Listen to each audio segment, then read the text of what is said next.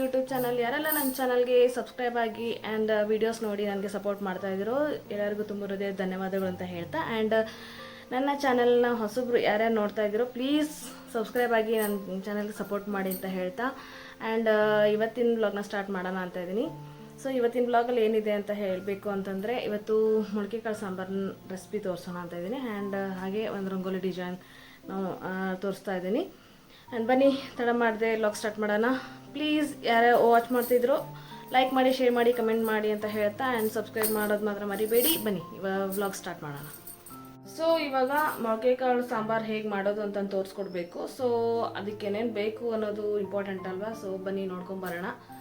ಇವಾಗ ನೆಕ್ಸ್ಟ್ ನಾನು ಹಾಕಿರ್ತೀನಿ, ನೋಡ್ಕೊಂಡು ಬನ್ನಿ. ಆಮೇಲೆ ಹೇಗೆ ಮಾಡೋದು ಅಂತಂದ್ಬಿಟ್ಟು ತೋರಿಸ್ಕೊಡ್ತೀನಿ, ಓಕೆನಾ. ಇಲ್ಲಿ ಮೊಳಕೆ ಕಾಳು ಮಾಡಲು ಬೇಕಾದ ಸಾಮಗ್ರಿಗಳೇನೆಂದರೆ ಮೊಳಕೆ ಚಕ್ಕೆ, ಲವಂಗ, ಏಲಕ್ಕಿ, ಗಸಗಸೆ, ಧನಿಯಾ ಪುಡಿ, ಬ್ಯಾಡಗಿ ಮೆಣಸಿನ್ಕಾಯಿ, ಕೊಬ್ಬರಿ, ಬೆಳ್ಳುಳ್ಳಿ, ಶುಂಠಿ, ಕರಿಬೇವು, ಈರುಳ್ಳಿ, ಟೊಮೆಟೊ, ಅಡುಗೆ ಎಣ್ಣೆ, ಸಾಸಿವೆ, ಜೀರಿಗೆ. ಇಲ್ಲಿ ನಾನು ಮಸಾಲೆ ಫ್ರೈ ಮಾಡ್ಕೊಳ್ಳೋಕ್ಕೆ ತೊಗೊಂಡಿದ್ದೀನಿ.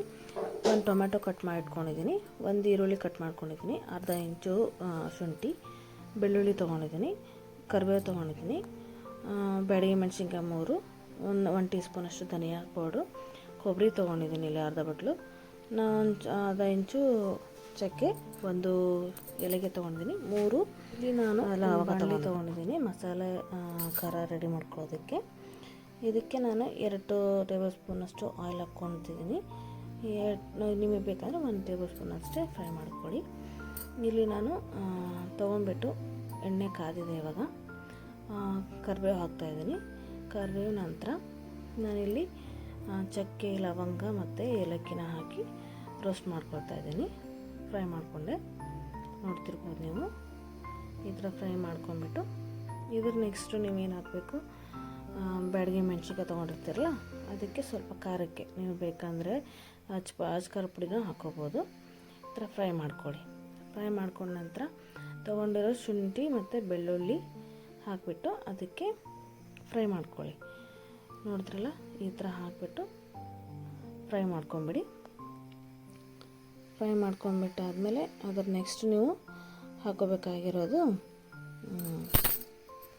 ನೋಡಿದ್ರಲ್ಲ ಯಾವ ಥರ ಬೇಯ್ತದೆ ಅಂತ ಅಂದ್ಬಿಟ್ಟು, ಇವಾಗ ನೀವು ಈರುಳ್ಳಿ ಹಾಕಿ ಫ್ರೈ ಮಾಡ್ಕೊಳ್ಳಿ.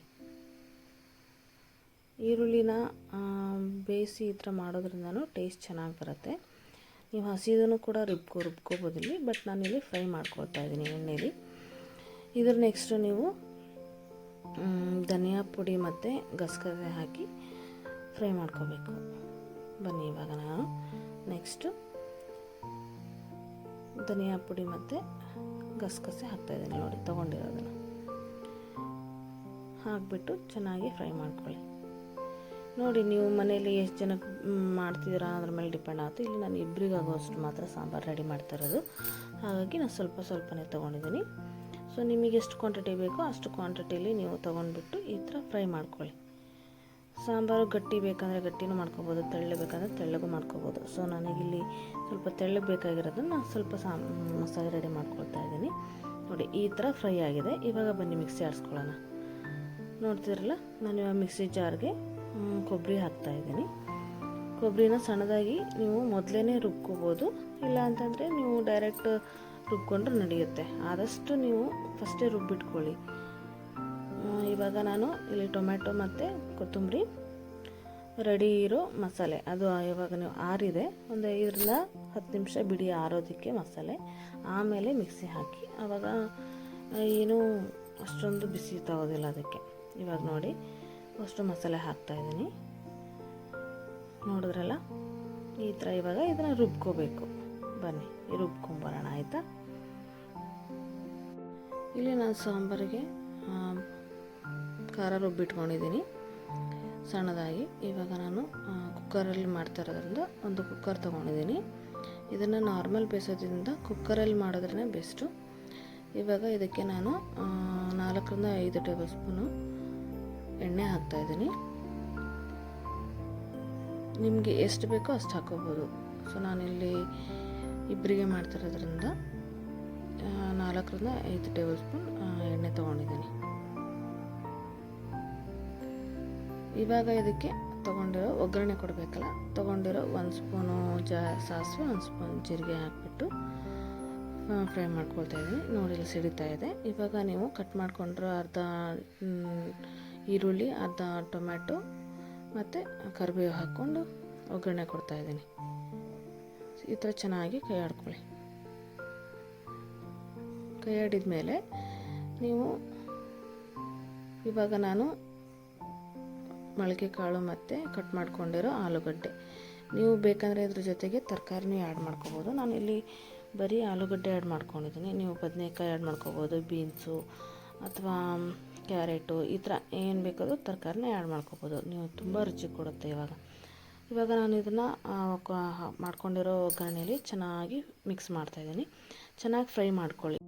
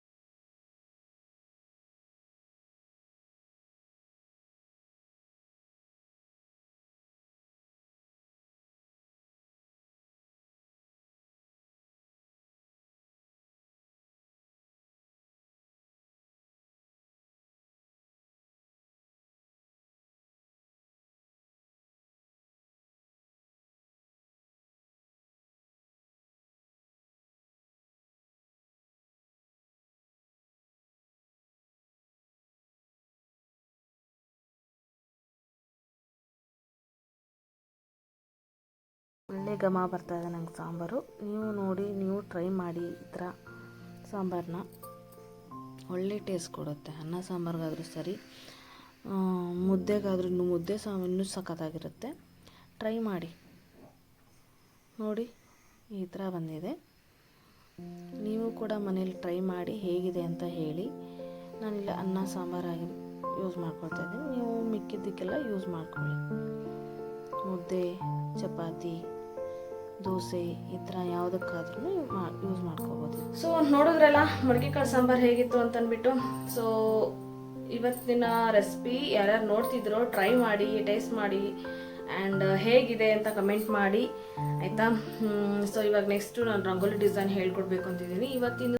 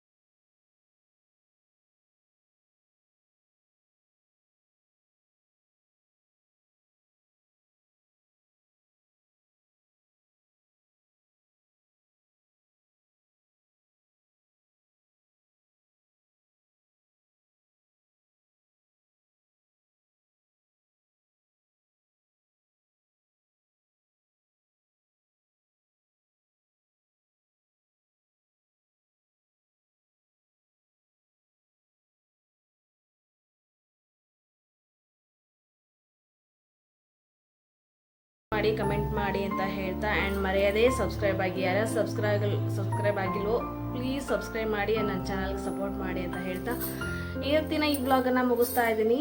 ಬಾಯ್ ಬಾಯ್.